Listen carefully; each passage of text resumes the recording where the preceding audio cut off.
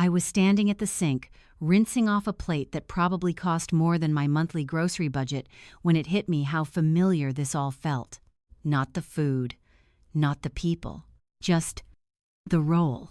I had just spent the last 2 hours refilling wine glasses, clearing empty plates, smiling politely at people who couldn't remember my name, but somehow remembered that I was the adopted one. That detail always stuck. Caroline made sure of it. "Hazel's our miracle," she liked to say loud enough for the table to hear. "We chose her." What she meant was times you owe us. Asterisk. I dried my hands and picked up another stack of plates from the dining table. The laughter behind me was loud, sharp, effortless. Declan was in the middle of another story, something about investors' projections, a disruptive model that sounded impressive if you didn't ask follow-up questions. Everyone leaned in when he spoke. No one noticed when I left the room. That part wasn't new either. The house looked exactly the way Caroline wanted it to look tonight. Everything polished, everything staged, soft lighting, expensive flowers, glasses that had no business being that thin. It was less a home and more a showroom for the life they wanted people to believe they had. And Declan, he was the centerpiece. Future founder, one of the guests had called him earlier. Visionary, another one added. I carried the plates carefully toward the kitchen, balancing them the way I had learned years ago so nothing clinked too loudly. Caroline hated noise, said it made the house feel messy. I pushed the kitchen door open with my elbow and stepped inside. Quiet. Finally. I set the plates down by the sink and let out a small breath I didn't realize I'd been holding. My shoulders dropped for the first time all night. I should have stayed in that moment, but I didn't. I turned to go back for the next round of dishes, and that's when I heard it. Voices. Low. Tight. Not meant to be heard. They were coming from the hallway just past the pantry. Caroline and Vincent, close enough that I could make out every word if I didn't move. I stopped. Not because I was trying to listen, because something in Caroline's tone made my body lock up before my brain could catch up. "We don't have that kind of liquidity right now," Vincent was saying. His voice sounded strained the way it did when he talked about money he didn't want to admit he didn't have. "We don't have a choice," Caroline shot back, her voice sharp but controlled. "The launch is in a week. He needs that capital now." I stayed where I was, one hand still resting on the edge of the counter. $50,000. That was the number Vincent said next. "Another 50,000, Caroline. That's not a small gap." There was a short pause. I could almost picture her expression without seeing it. The tight smile, the impatience. Then she said it. "Just pull it from Hazel's remaining balance." My fingers tightened slightly against the counter. For a second, I thought I misheard. Not because the words were unclear, because they didn't make sense. Vincent didn't answer right away. When he did, his voice dropped even lower. "We've already taken more than we should have. If anyone looks closely—" "No one is looking closely," Caroline cut in faster this time. "She doesn't even know what to look for." That landed differently. Not confusing. Clear. Too clear. I took a step closer to the doorway without thinking, just enough to hear better. Vincent exhaled slow and uneasy. "It's still risky. The paper trail has been managed for 20 years, Caroline said. No hesitation. No doubt. You think now is the moment it suddenly matters. 20 years. My stomach dropped, but I didn't move. I didn't make a sound. Something in my chest started to tighten, not sharp, not sudden, just a slow pressure building underneath everything else. Vincent still sounded unsure. If she ever finds out. She won't. That came out flat. Final. And then Caroline said the sentence that changed everything. If it wasn't for those trust payouts from her biological grandparents, I would have sent her back to the system years ago. I didn't breathe. I didn't blink. I just stood there holding onto the edge of the doorframe like it was the only thing keeping me upright. "We only kept her for the money, Vincent," she continued, her voice quieter now but somehow worse. "It's our money. It always has been." There it was. No confusion left. No room to reinterpret. No softer version hiding underneath. Just the truth. I don't know how long I stood there after that. A few seconds, maybe longer. Time felt strange, stretched out in a way that didn't match what was happening around me. I could still hear them talking, still hear Vincent asking questions. Still hear Caroline answering like this was just another logistical decision, like moving money between accounts wasn't attached to a person, like I wasn't attached to it. But I wasn't really listening anymore, because everything in my head had gone quiet, not empty, just focused. I looked down at my hands. They were steady. That surprised me. I expected shaking. I expected something louder, a reaction that matched what I had just heard. But there was nothing like that. Just a calm I didn't recognize. I picked up the plates I had set down earlier, still intact, still balanced. I adjusted my grip slightly so they wouldn't slip, then turned away from the hallway. I didn't step out. Not yet. Instead, I moved quietly back into the kitchen, placing the plates into the sink one by one without making a sound. Behind me, their voices continued fading in and out as they shifted positions. I didn't need to hear the rest. I had already heard enough. 20 years. Money taken in my name. A remaining balance I had never been told existed, and a reason for keeping me that had nothing to do with family. I dried my hands slowly, giving myself just enough time to think through one thing at a time. Not what I felt. That could wait. What mattered was what I knew, and what I could prove. Because if there was one thing I understood better than anything else, it was how money moved, how it got hidden, how it got justified, and how it always left a trail no matter how careful someone thought they were. I stepped out of the kitchen, keeping my face neutral as I walked back toward the dining room. No one looked up. No one asked where I'd been. Declan was still talking. Caroline was laughing again now, like nothing had happened. Vincent had a glass in his hand, nodding along. The picture was perfect. From the outside, nothing had changed. But I knew better now. This wasn't a family. It was a transaction. And I had just found out my role in it. I picked up another empty plate from the table, turned, and walked back toward the kitchen. But this time, I wasn't thinking about cleaning. I was thinking about records, accounts, statements, anything that could show where the money went. Because somewhere in this house there was proof, and I was going to find it. I waited until the house went completely quiet before I moved.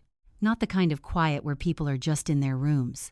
The kind where the pipes settle, the fridge hum becomes louder than anything else, and you know everyone is fully asleep. I checked the time on my phone, 2:03 a.m. That felt about right. I stepped out into the hallway barefoot, moving slowly out of habit more than fear. This house had rules. Even after everything I heard, my body still followed them automatically. No noise, no attention, no mistakes.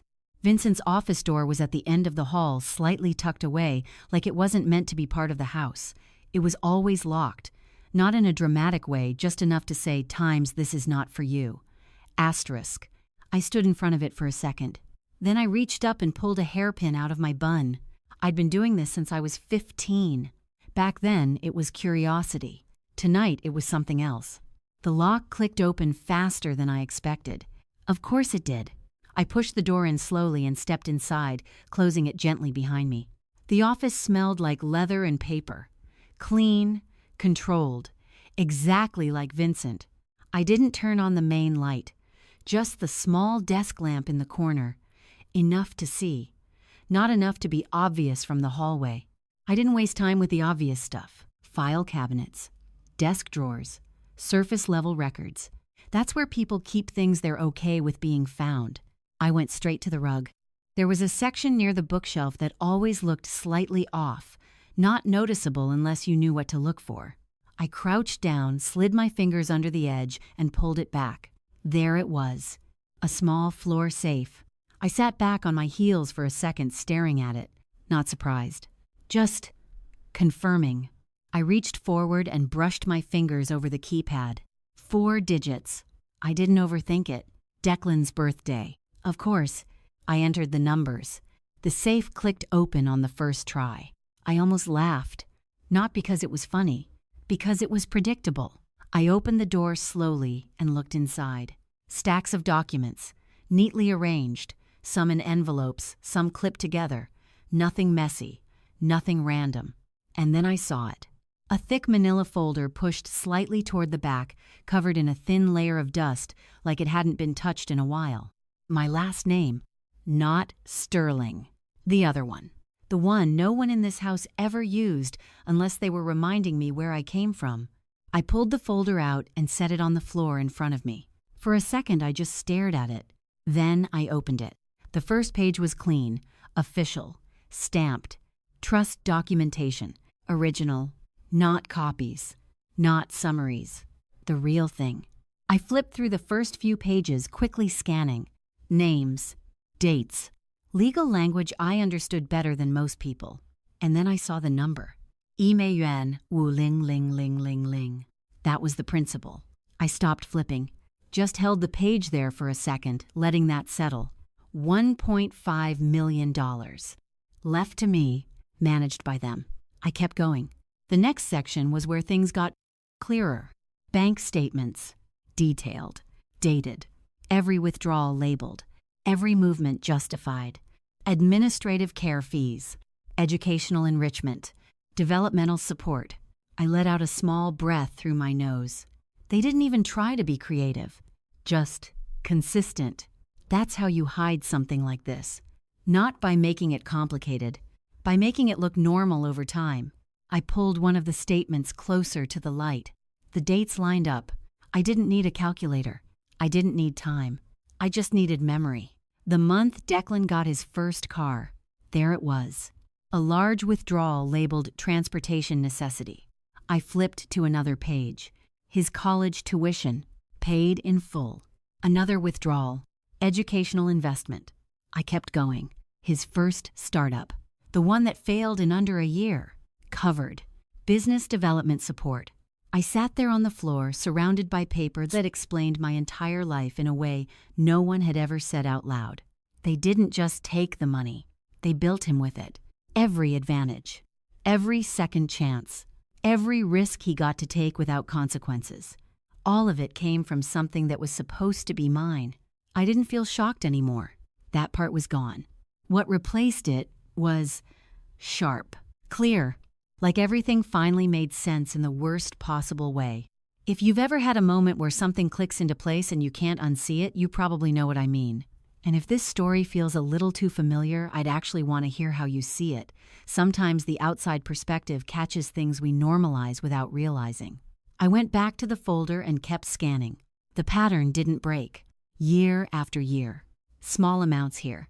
Larger ones when needed. Always justified. Always documented.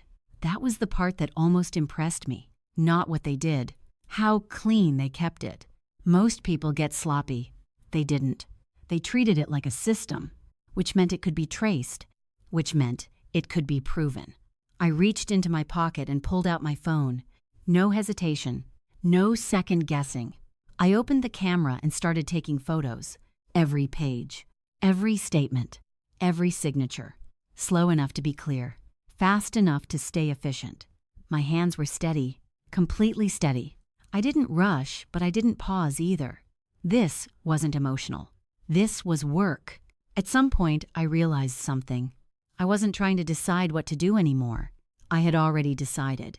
I just hadn't said it out loud. If you're still here listening, that probably says something about the kind of stories that stay with you. The ones that don't just entertain, but sit with you a little longer after they're over. People who come back to these kinds of stories usually aren't here by accident. I finished the last page and checked the photos quickly. Clear. Readable. Enough. I placed the documents back into the folder exactly the way I found them, aligned the edges, closed it, slid it back into the safe. Everything in the same order. The same position. No signs. No mistakes. I closed the safe and pressed it shut until it locked. Then I pulled the rug back over it, smoothing it down with my hands, just like it was before. I stood up slowly, brushing my palms against my jeans. One last look around the room. Nothing out of place. Nothing missing. Perfect. I turned off the desk lamp and reached for the door. And that's when it happened. A soft creak. Not from inside the room. From behind me. The door was already opening. The hallway light clicked on, spilling into the office in a harsh white line. I didn't turn right away. I didn't need to. I already knew. "Wow," Declan said, his voice relaxed, almost amused. "You really went for it, huh?" I turned slowly. He was leaning against the doorframe, arms crossed like he'd been standing there long enough to enjoy the show. Not surprised, not confused, just entertained. And that was when I realized something new. He hadn't just found out. He had always known. I met his eyes without moving. Declan pushed himself off the doorframe and stepped into the room like this was his space, like I was the one who didn't belong there. He reached back and closed the door behind him. Soft click, deliberate. No rush, no tension, just control. You always were the curious one, he said, glancing around the office before looking back at me. I was wondering when you'd finally connect the dots. That confirmed it. Not a guess, not a suspicion. He knew. He had known. For a long time. I didn't say anything. I just watched him walk over slow, casual, like we were having a normal conversation at a normal hour about something that didn't matter. He nodded toward the safe. You find what you were looking for. His tone wasn't defensive. It wasn't nervous. It was entertained. Like this was interesting to him. Like I had just made the night less boring. You've known, I said. Not a question. He gave a small shrug. Of course I've known. No hesitation. No shame. Nothing. I felt something shift inside me again. Not shock. Not anger. Just adjustment. Like my brain was updating the situation in real time. New variable. New risk. New reality. He leaned against the edge of the desk, crossing his arms. Honestly, I'm impressed it took you this long. You're supposed to be the smart one. There it was. That familiar tone. The one that made everything sound like a joke, even when it wasn't. You didn't think to tell me, I said. He laughed under his breath. Tell you what, that your trust fund has been keeping this family afloat for 2 decades. He tilted his head slightly. That wouldn't have gone over well. I didn't react. Didn't rise to it. He watched me for a second like he was waiting for something bigger. When it didn't come, his smile shifted. Less playful. More focused. Let's not pretend this is some big moral crisis, he said. You benefited too. I almost laughed at that. Not out loud. Just internally. Did I asked. He spread his hands slightly. You had a house, education, stability. You weren't exactly struggling. That wasn't a favor, I said. That was the minimum. He smiled again, but this time it didn't reach his eyes. See, that's your problem. You always frame things like you're owed something. I held his gaze. I was owed something. That hung there for a second. Then he straightened up, and the tone changed. Completely. You really think anyone's going to care, he said, quieter now, sharper. You walk into a police station, tell them your story. What do you think happens? I didn't answer. He stepped closer.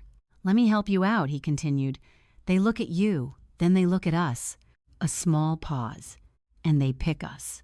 He let that sit, then added almost casually, respected family, clean records, strong connections. His eyes flicked toward me. And then there's you. I felt it. Not because it was true, because it was calculated. The quiet one, he said, the one who doesn't make a scene, the one everyone forgets, is even in the room. He smiled slightly. The adopted one. There it was again, always part of the script. And if that's not enough, he continued his voice, dropping just enough to make it land harder. We can make things complicated for you. I didn't move, didn't react. What do you mean? I said. He reached into his jacket pocket and pulled out his phone, turning it slightly in his hand. I have people, he said, developers, data guys, people who know how to make things look real. My stomach didn't drop. It didn't need to. I already understood where he was going. You ever hear how easy it is to create a digital trail? He continued. Transactions, emails, internal flags. He tapped the side of his phone lightly. Your job is auditing right. I said nothing. He nodded. Yeah, that's what I thought. A small pause. Imagine what happens when evidence shows up that you've been moving money around at your firm. Small amounts at first, then bigger ones. He looked at me carefully. Looks like embezzlement. There it was. Clear. Direct. No room to misinterpret. You'd lose your job before you even finished explaining yourself, he added. And after that, well, it's not a great look when an auditor gets investigated for fraud. He let the silence sit between us, then shrugged slightly. Things spiral fast from there. I held his gaze the entire time. No reaction. No visible shift. Because reacting would have given him something. And I wasn't giving him anything. He watched me for a second longer. Then slowly he reached into his other pocket and pulled out a folded document. He walked over and placed it on the desk between us. Neat. Prepared. Of course it was. I figured we could skip all the drama, he said. I unfolded the paper and glanced down. Legal language. Clear. Specific. A waiver. My name at the top. Relinquishing rights to the remaining balance of the trust. $300,000. Transferred directly to his company. I read it once. Didn't need to read it twice. You came prepared, I said. He smiled. I like efficiency. Of course he did. Sign it, he said, sliding a pen across the desk toward me. I didn't touch it. He leaned in slightly. Think of it as closing the loop. I looked back up at him. No, I said. Not loud. Not emotional. Just clear. His smile didn't disappear, but it changed. Again. Let's not make this harder than it needs to be, he said.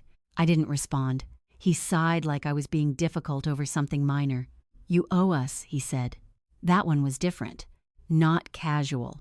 Not playful. Flat. You would have been in the system, he continued. You don't even know what that would have been like. I held his gaze. You had a roof. You had opportunities. You had a name. He tapped the paper lightly. This is you giving something back. I let a small pause stretch between us. Then I picked up the pen. Not to sign, just to hold. He watched closely. Of course he did. I'll sign it, I said quietly. His posture relaxed almost instantly. Good, he said. I knew you'd come around. I set the pen back down. But not tonight. That stopped him. What he said. At the gala, I replied, next week, public setting. No questions. No complications. I met his eyes. You get what you want. Clean. Simple. He studied me for a second. Long enough to think, not long enough to doubt. Then he smiled. There it was again. That same confidence. That same assumption. Smart, he said. That's actually smart. Of course it was. He stepped closer and reached out, patting my cheek lightly like I was a kid who had just agreed to behave. See, he said, this works better when you don't fight it.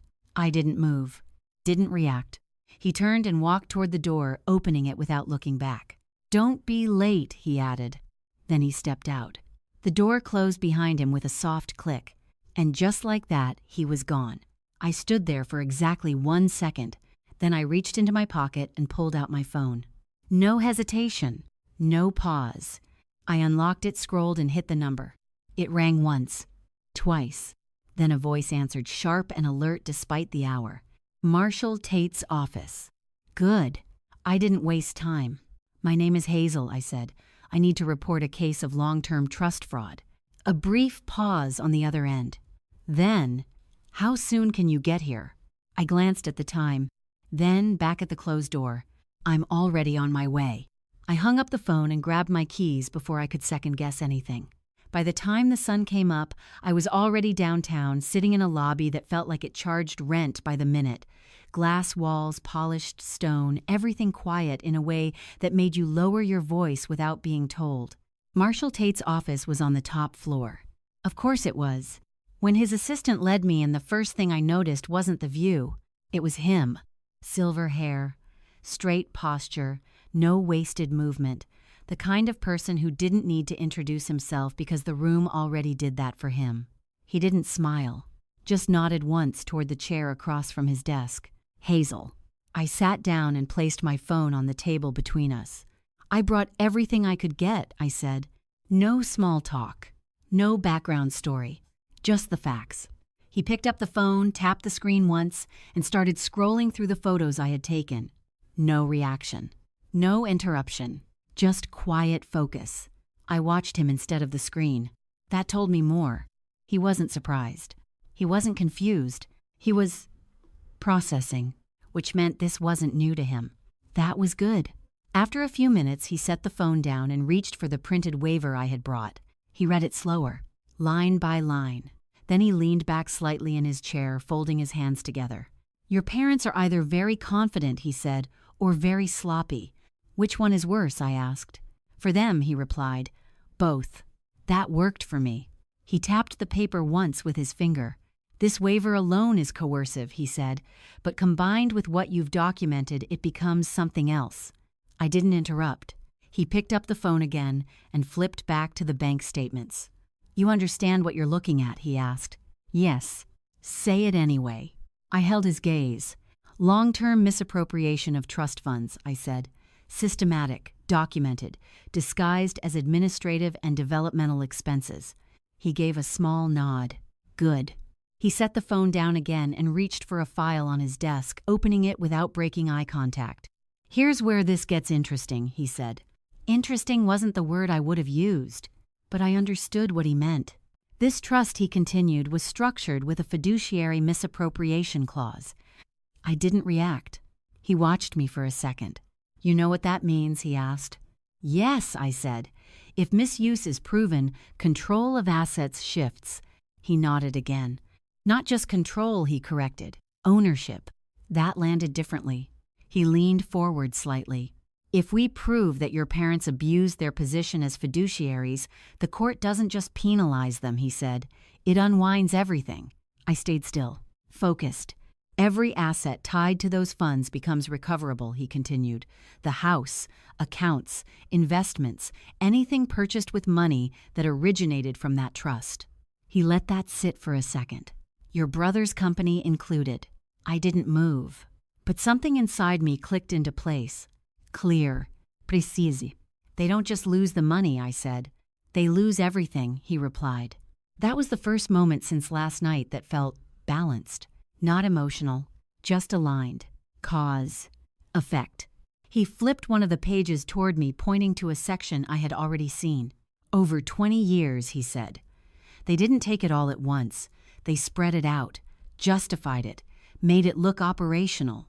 I nodded slightly. That's why it worked, I said. That's why it's provable, he corrected. There was a difference, and I understood it.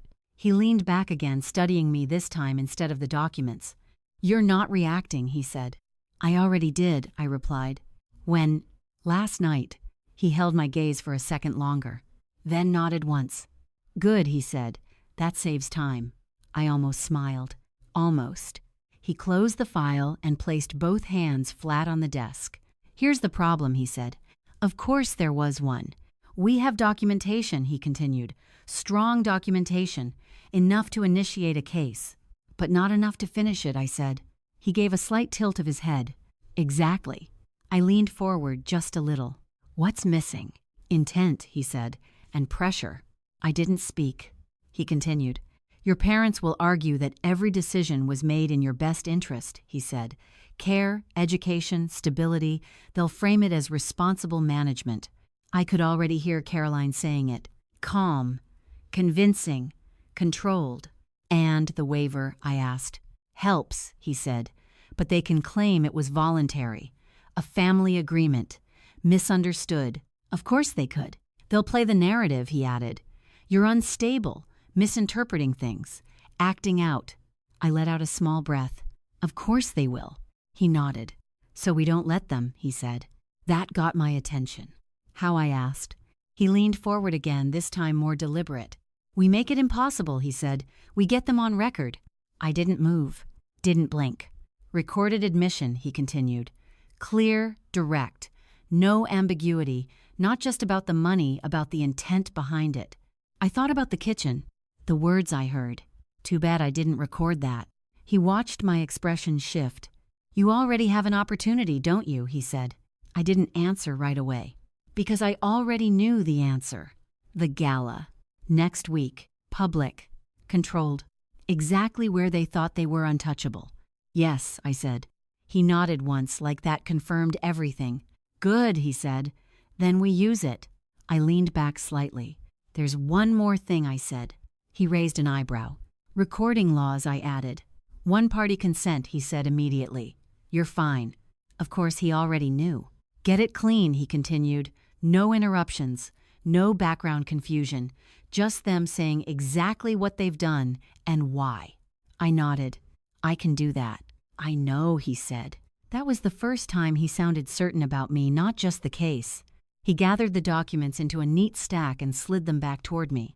Once we have that, he said, I file everything. Civil and criminal, asset freeze, subpoenas, the works. And them? I asked. They don't see it coming, he replied. Good. That was the point. I stood up, taking the documents and my phone. Then we don't miss, I said. He gave a small, approving nod. No, he said. We don't. I walked out of his office, feeling something I hadn't felt in a long time. Not relief. Not anger. Direction. Clear. Focused. Useful. By the time I stepped back onto the street, I already knew what I needed. Not just evidence. Preparation. I stopped at a store 2 blocks away and bought a recorder. Not cheap. Not obvious. Small enough to disappear. Strong enough to pick up everything. Then I kept walking. Clothing store. I didn't overthink it. I picked something I would never normally wear. Sharp. Clean. Intentional. Not for them. For the room. Because if I was walking into that space, I wasn't going to look like an afterthought. I paid, took the bag, and stepped back outside. The city felt different now. Same streets. Same noise. But I wasn't moving through it the same way. I wasn't reacting anymore. I was setting something up. Piece by piece. Step by step. By the time I got back to my car, there was nothing uncertain left. Next week wasn't going to be a conversation. It was going to be a trap. And I was the one building it. I adjusted the recorder under my dress one last time before stepping out of the car. Not to check if it was there, to remind myself why it was. The hotel entrance was already busy. Valets moving fast, guests stepping out of black cars like they had somewhere important to be. Everyone dressed like success was something you could rent for the night. I fit in. That was new. I walked through the revolving doors and into the lobby, heels, steady posture, straight. No hesitation, no second guessing. Because hesitation gets noticed. Confidence doesn't. The ballroom was easy to find. You could hear it before you saw it, glasses clinking, voices layered over each other, that low hum of money talking to itself. When I stepped inside, I almost stopped. Not because I was overwhelmed, because I recognized it. Every detail. The lighting, the branding screens, the bar setup, the stage, all of it looked expensive. And all of it felt familiar. Because I had already seen the numbers. I knew exactly where the money came from. I walked in anyway. No one blocked me. No one questioned me. Of course they didn't. I belonged here. Technically, I paid for it. I moved through the crowd, slowly scanning without looking like I was scanning. Investors, local officials, people who shook hands a certain way and laughed a little too easily. And then I saw them. Across the room, Caroline noticed me first. Of course she did. Her smile appeared instantly. Wide, polished, camera-ready. But her eyes, those tightened. Just for a second. She didn't expect me to show up like this. Not dressed like this. Not walking like this. Good. I kept moving. She intercepted me halfway, sliding into my path like this was part of the plan. There you are, she said, her voice, warm enough for anyone nearby to hear. We were wondering if you'd make it. Her hand landed on my arm. Light from the outside. Tight underneath. I smiled back. I said I would. Her grip tightened slightly. Of course you did, she replied, still smiling. Come with me. Not a request. I let her guide me. Not because I had to. Because I wanted to. We moved through the crowd and into a side section of the ballroom, a VIP alcove, quieter, darker, away from the main floor, but still close enough to feel important. Vincent was already there. So was Declan. Waiting. That part didn't surprise me.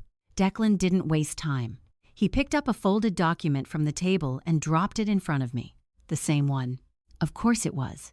The pen followed right after, placed next to it with a soft, deliberate tap. Let's not drag this out, he said. No smile this time. No performance. Just pressure. Caroline stepped closer behind me, her hand still on my arm, her voice lower now that we were out of the main room. Sign it, she said. Not please. Not we should talk. Just. Sign it. I didn't touch the paper. I didn't look down. Instead, I looked at her. Why? I asked. Simple. Direct. Her smile flickered. Just enough. Because this is what's best for everyone, she said, her tone tight but controlled. I held her gaze. No, I said. Why should I give you money that was left to me? That did it. The mask slipped. Not completely, but enough. Vincent shifted slightly like he didn't want to be the one answering that. Declan rolled his eyes, already losing patience. Caroline stepped closer. Too close. Her grip on my arm tightened again, this time not even pretending. Don't do this here, she said under her breath. I'm just asking a question, I replied. She leaned in, and that was when her voice changed. Not polite, not measured. Real. Because we only kept you for the tax benefits and the payouts, she snapped. Every word clear. Every word clean. No hesitation. You were a paycheck, Hazel, she continued. That's what you were. I didn't move. Didn't blink. Didn't react. Because I didn't need to. She kept going. Sign the paper, she said, sharper now, or we will ruin your life. There it was. Not hidden. Not implied. Said out loud. Exactly what I needed. I glanced at Vincent. He didn't stop her. Didn't correct her. Just stood there, which told me everything. Declan didn't look surprised. He looked annoyed, like she said the quiet part out loud a little too early, but not enough to matter. Not enough to stop. I let a small pause sit between us. Then I reached for the pen. Slowly. Deliberately. All three of them watched. Of course they did. This was the moment they thought they were winning. I picked it up, turned it once between my fingers. Then I placed it back down. Capped. Not here, I said calmly. Declan frowned. What are you doing? I looked at him. I said I'd sign it, I replied. I didn't say I'd rush it. Caroline's grip tightened again. You don't get to stall, she said. I pulled my arm free. Not aggressively. Just enough. I'm not stalling, I said. I'm thinking. That frustrated them more than anything. Because thinking wasn't part of the version of me they were used to. I looked down at the paper one last time. Then back at them. You'll get your answer, I said. And then I stepped back. No drama. No raised voice. Just distance. Declan took a step forward. Hazel. I didn't stop. Didn't turn. Because there was nothing left to say. I had what I came for. Every word. Every threat. Every truth they thought would stay between us. Captured. Clean. I walked out of the alcove and back into the main ballroom. The noise hit again. Music. Voices. Glasses. Everything normal. Everything unchanged. Except it wasn't. Not for me. I moved through the crowd without rushing, heading toward the side of the room where the AV control booth was set up. I had already spotted it when I walked in. Glass panel. Technician inside. Focused on the stage feed. Perfect. I adjusted my pace slightly, steady, controlled. Because this part mattered just as much. No mistakes. No hesitation. Behind me, somewhere in that room, my family still believed they were in control. That this night belonged to them. That I would fall in line like I always had. I kept walking, because in a few minutes, none of that was going to be true anymore. I slipped into the AV booth without knocking. He looked up immediately. Hey, he said, surprised for half a second, then recognizing me. You made it. Of course I did, I replied. I closed the door behind me and stepped closer, keeping my voice low. You still owe me for that audit I didn't report last quarter, I added. That got a quick smirk out of him. Yeah, I remember, he said. You saved me a headache. I pulled the USB drive from my clutch and held it out. I need a favor. His eyes dropped to the drive, then back to me. What kind of favor? The kind that balances things out, I said. He took the USB, slowly weighing it for a second like he could feel what was on it. What's on this? He asked. Truth, I said, timed with his presentation. He glanced toward the main floor through the glass. Declan was already making his way toward the stage. This could get messy, he said. It's already messy, I replied. This just makes it visible. He studied my face for a second, then nodded. All right, he said. When he cues the logo. He gave a short exhale like he already knew how this was going to end. Got it. I stepped back toward the door. Just make sure it's clear, I added. No glitches, no delays. He gave a small nod. It'll be clear. I opened the door and stepped back into the noise. Right on time. Declan was already on stage adjusting the microphone like he'd done it 100 times before, which he probably had. The room shifted around him. People turned. Glasses paused mid-air. Attention locked in. He smiled. That same confident, polished version of him that everyone else believed in. "Thank you all for being here tonight," he started. Smooth. Controlled. Every word practiced. I moved slowly along the edge of the room, positioning myself where I could see both the stage and the screen. He talked about vision, growth, opportunity. The kind of words that sound meaningful until you realize they don't actually say anything. The crowd nodded along. Of course they did. Then he shifted. "And none of this would have been possible," he continued, "without the support of two incredible people." He turned, slightly gesturing toward my parents. My parents. Caroline smiled. Vincent lifted his glass. Proud, composed, untouchable. "They believed in me when no one else did," Declan said. "They made sacrifices. They gave me the foundation to build something real." I almost laughed. Antecede. Sacrifices. That was one way to describe it. Around the room, people raised their glasses. Ready. Waiting for the moment. Declan turned back toward the screen behind him. "Tonight," he said, "I want to show you what we've built." He lifted his hand slightly. Aqué. Simple. Clean. Right on schedule. The room quieted. Eyes shifted to the screen. And then it changed. Not to a logo, not to branding. A bank statement filled the entire space. Bright. Sharp. Impossible to miss. Highlighted numbers. Ime yuan arling ling ling ling ling. Transaction history. Dates. Signatures. Vincent Sterling. Caroline Sterling. Clear. Unmistakable. The silence hit first. Heavy. Immediate. Like the air got pulled out of the room. Declan stopped mid-step. Just froze. His eyes flicked to the screen, then back to the technician booth, then back again, trying to process something he couldn't control. Vincent's glass slipped from his hand. It hit the floor hard enough to cut through the silence. Shattered. Loud. Final. Caroline didn't move. Not at first. She just stared. Like if she didn't react, it wouldn't be real. I stepped forward. Not quickly. Not dramatically. Just forward. Into the center aisle. Every step measured. Every movement deliberate. No one stopped me. No one even thought to.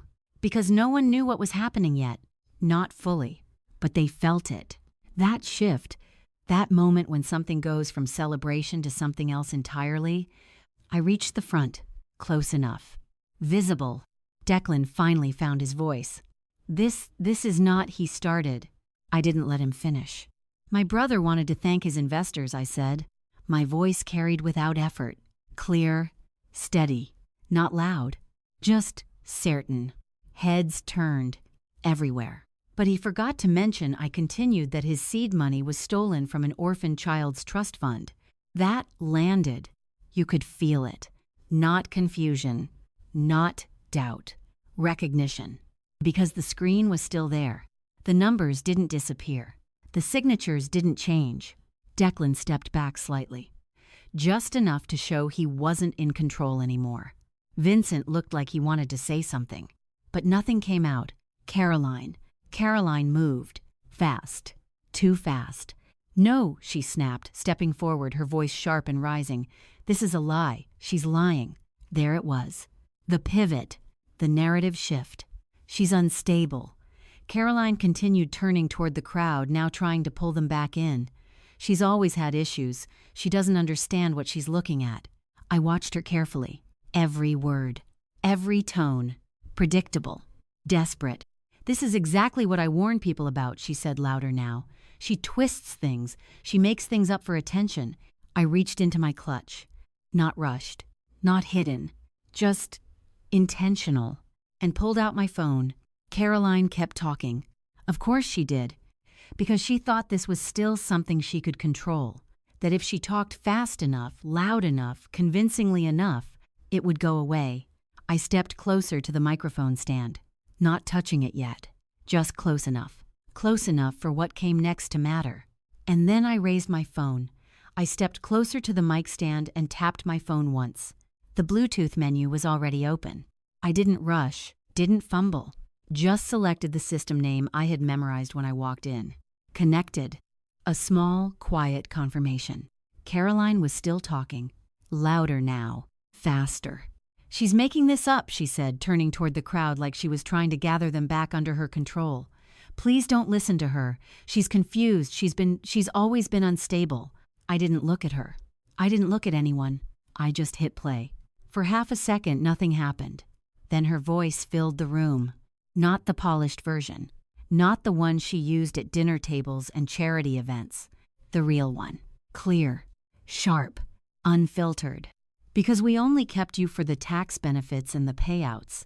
It echoed through the speakers, bouncing off the walls, filling every corner of the ballroom. People froze.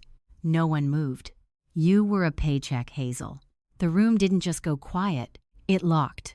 Like something invisible snapped into place. "Sign the paper or we'll ruin your life."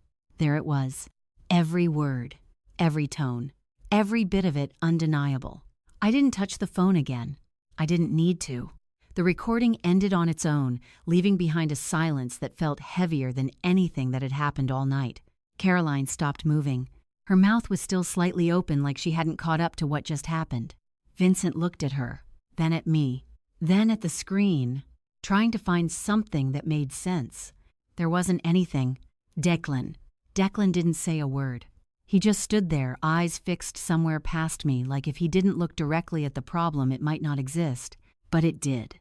And everyone in that room knew it. You could see it in the way people shifted, not toward us. Away. Small steps at first. Then more. The distance started building. The illusion didn't crack. It broke. A man near the front stood up abruptly, his chair scraping loudly against the floor. "Get your team," he said to someone beside him, his voice low but urgent. "We're done here." That wasn't just anyone. That was the lead investor. The one Declan had been bragging about all night. The one tied to that $5 million backing. He didn't even look at the stage again, just turned and started walking. Fast. "We're pulling out," he added loud enough this time for others to hear. Immediately, that did it.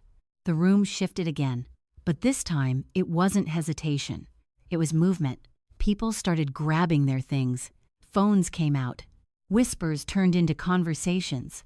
Then into decisions. And then, exits. One by one at first. Then faster. No one wanted to be the last person standing in a room like this. Not when the numbers were still on the screen. Not when the audio had already said everything. I stayed where I was. Didn't chase it. Didn't push it. Because I didn't have to. The truth was doing the work for me. Caroline tried again. Of course she did. "This isn't what it looks like," she said, her voice breaking now, losing that control she always had. "You're misunderstanding. This is out of context." No one stopped. No one turned back. Vincent stepped forward like he was about to say something. But before he could, another voice cut through the room. Calm, measured, final. "That won't be necessary." I turned slightly. Marshall Tate stepped into view from the back of the ballroom. Right on time. He wasn't alone. 2 officers walked in behind him. Not rushed. Not aggressive. Just present. And that presence changed everything again. He moved straight toward the stage, holding a set of documents in his hand. Vincent saw him first, and for the first time that night, he looked afraid. Not uncertain. Not uncomfortable. Afraid. Marshall stepped up onto the stage without asking permission. Didn't look at the crowd. Didn't acknowledge the chaos. Just walked directly toward them. "Vincent Sterling," he said, holding out the documents. No raised voice. No drama. Just authority. "You are hereby served with an emergency asset freeze injunction and a grand jury subpoena related to felony wire fraud and fiduciary abuse." The words landed clean. Heavy. Irreversible. Caroline shook her head immediately. "No," she said. "No, this is a mistake." Marshall didn't stop. "Caroline Sterling," he continued, handing her a second set of papers. "You are named under the same order." Her hands didn't move, so the officer beside him stepped forward and took the papers for her. Declan finally reacted. "This is insane," he snapped, stepping forward. "You can't just walk in here and—" Marshall looked at him. Calm. unimpressed. "Declan Sterling," he said, holding out the final document. "You are included as a beneficiary of misappropriated funds tied to the same investigation." That shut him up, completely. The officers stepped closer, not grabbing anyone, not forcing anything, just closing the space, making it clear this wasn't optional. Around us, the room was almost empty now. The music had stopped. The staff had backed away. The energy was gone. All that was left was them, standing under bright lights that no longer looked flattering. No crowd, no support, no illusion, just truth and consequences. I didn't move. I didn't speak. I just watched, because there was nothing left to add. They built everything around control, around perception, around the idea that no one would ever see what was underneath. And now, everyone had. Marshall stepped back slightly, giving space for the officers to do their part. "Officers will take your statements," he said. Simple, final, no negotiation. Caroline looked at me one last time, not angry, not confident, just empty, like she didn't recognize the situation she was standing in. Good, because I did. The gala was over. The performance was over. And what was left behind didn't look anything like the life they had been selling. I took a sip of my coffee and didn't rush to answer the door. The bell rang again, not impatient, just persistent. 3 months ago, I would have gotten up immediately, checked who it was, wondered if I was supposed to fix something. Now I just set the cup down, finished reading the line in front of me, and marked the file. Work first. Then I stood up and walked to the door. The townhouse was quiet in a way I hadn't experienced before. Not empty, not lonely, just mine. No tension sitting in the walls, no voices carrying through closed doors, no feeling like I had to stay small to fit. I opened the door, and there they were, Vincent and Caroline. For a second, I almost didn't recognize them. Not because their faces changed, because everything else did. No tailored suits, no polished presentation, no controlled posture. Just people. Tired, worn down, smaller than I remembered. Caroline looked like she hadn't slept. Her makeup, what little she had on, was uneven. Her hair wasn't styled, just pulled back like she didn't have the time or energy to make it look intentional. Vincent stood slightly behind her shoulders, tense like he didn't know where to put himself. Neither of them spoke right away, which was new. Caroline usually filled silence before it had a chance to exist. Now she just looked at me. And then she dropped, right there on the porch. No warning, no build-up. Her knees hit the ground and she reached forward slightly like she needed something to hold on to. "Hazel," she said, her voice breaking in a way I had never heard before. Not controlled, not calculated, real. "Please." That word felt different coming from her. I didn't move. I didn't step back. I didn't step forward. I just stood there.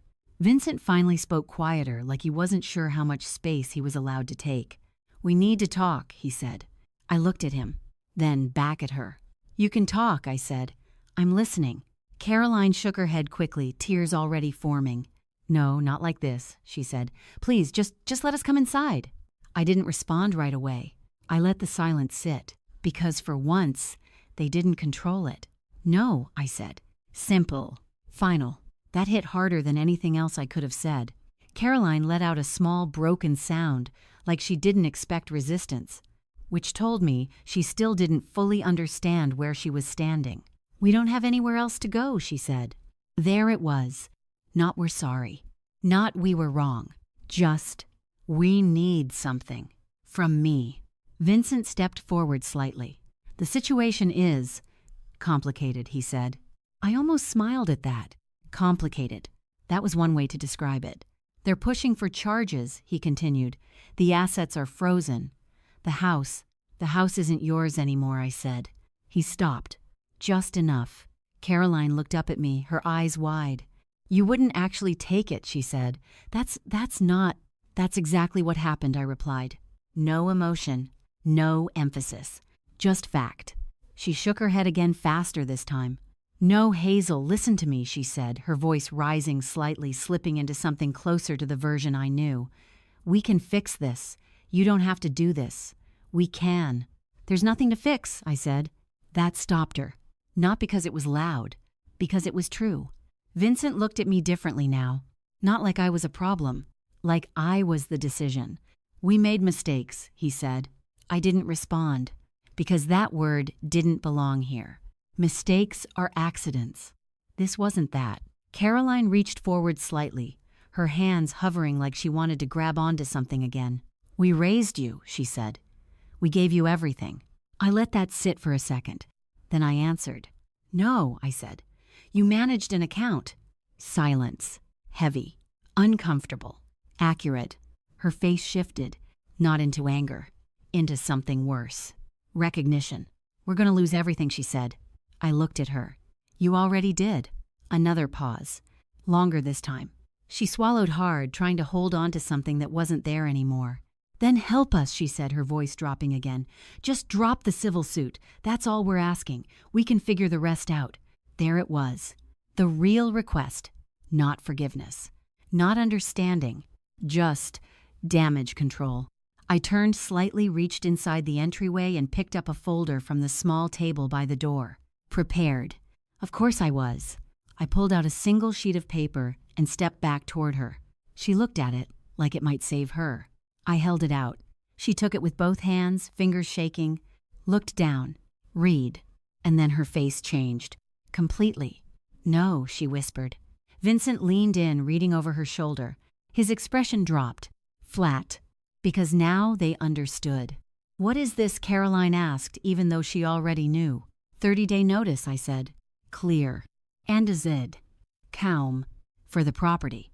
She looked back up at me, disbelief and panic fighting for space in her face. You can't do this, she said.